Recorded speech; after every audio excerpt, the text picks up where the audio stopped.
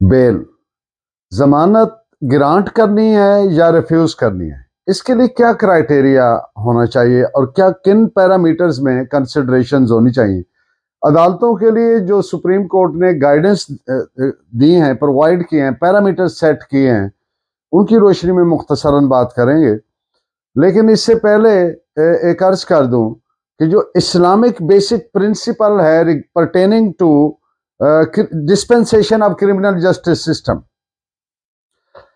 बगैर किसी तसब के ये बात करता हूं, ये नहीं कि मैं मुसलमान हूं तो मैं ये बात कर रहा हूं, बिल्कुल ये एक फैक्ट है कि जो Islamic dispensation of criminal justice system है, वहां से कॉमन लॉ ने बेसिक फंडामेंटल प्रिंसिपल्स ड्राइव किए हैं और इसमें कोई बुरी बात नहीं है, एक दूसरे के नॉलेज से सीखना भी चाहिए।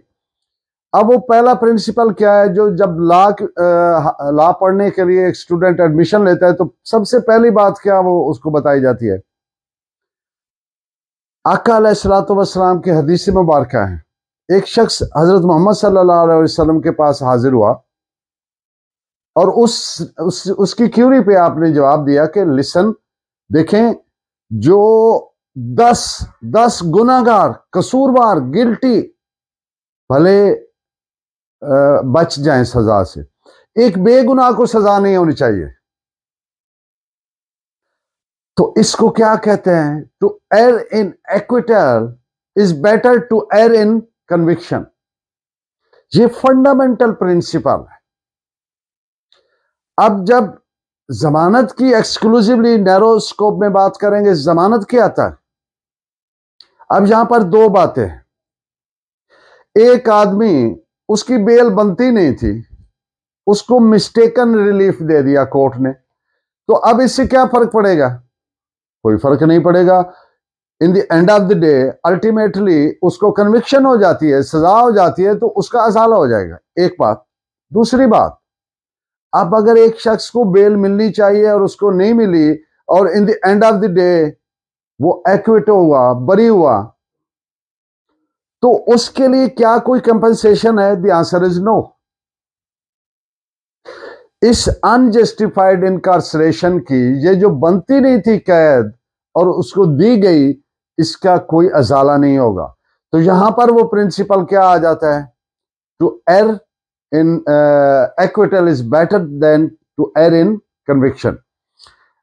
और इस पॉइंट पे एक जजमेंट भी नोट फरमा लीजिए, 2022 Pakistan criminal law general note page है 64 और पीएलडी 1972 सुप्रीम कोर्ट पेज 81। अब एक और बात कि जितना सीआरपीसी है, आप जानते हैं, आप जब बेल पिटीशन मूव करते हैं तो वो सेक्शन 497 498 वगैरह में उनमें जाते हैं। Whole of the CrPC, whole scheme provided in the CrPC is meant to safeguard the fundamental rights of the citizen। जब हम बात करते हैं बेल की, तो इसमें एक बहुत ही अहम चीज इन्वॉल्व होती है, that is liberty of a person. एक शख्स की आजादी का सवाल है। अब freedom of movement, liberty of a person, all these things are fundamental rights of citizens, तो it cannot be taken to be in a light manner। तो जब भी अदालत ये समझे कि इस शख्स के फंडामेंटल राइट्स की वायोलेशन का एप्रीहेंशन है, वो अफेक्ट हो सकते हैं एडवर्सली, तो एक जजमेंट में उस पर रिलाय करके ये बात कर रहा हूं, सुप्रीम कोर्ट की जजमेंट है कि हाई कोर्ट, चूंकि उसकी 497 498 सीआरपीसी में लिमिटाइज्ड जुरिस्डिक्शन है, वो इतनी वेस्ट नहीं, तो high court can convert 561 A CrPC में उसको इनहेरेंट पास है, तो वो एक्सरसाइज के उसको कन्वर्ट करके कॉन्स्टिट्यूशनल जुरिस्डिक्शन में बेल अलाउ कर सकती है। क्यों? यहां पर उसके कौन से फंडामेंटल राइट्स आ रहे हैं, आर्टिकल 9 आ रहा है, आर्टिकल 14 आ रहा है, आर्टिकल 10A आ रहा है। तो इसलिए किसी बहुत ही एक्सेप्शनल हालात होने चाहिए बेल ग्रांट ना करने के, क्योंकि एक शख्स के फंडामेंटल राइट्स हैं। ये कॉलोनियल अप्रोच है जी बेल बार खारिज खारिज खारिज फला, ये साम्राज्य जनीयत है, गुलामाना जनीयत है। एक आजाद मुआशरे में लोगों की शख्सी आजादियों, लोगों के फंडामेंटल राइट्स, लोगों की फ्रीडम ऑफ मूवमेंट सबसे मुकद्दम रखी जाती है, सबसे मुकद्दस रखी जा सकती है। और basic principle is bail, basic principle is bail not jail. और बेल अलाउ कर देंगे तो क्या कर रहे हैं?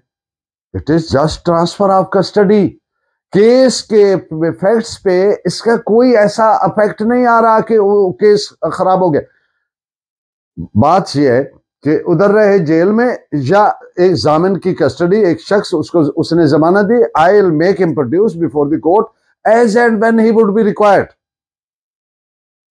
तो इन इन इन सारी बातों पे, बुनियादी बातों पे ये क्राइटेरियाज हैं, ये म्यार हैं, ये स्टैंडर्ड्स हैं, ये parameters provided by the Islam, Allah Almighty and the constitution of Pakistan and the supreme court of Pakistan for the guidance of subordinate judiciary. तो इन पॉइंट्स पे 2-3 और जजमेंट्स भी नोट फरमाइए।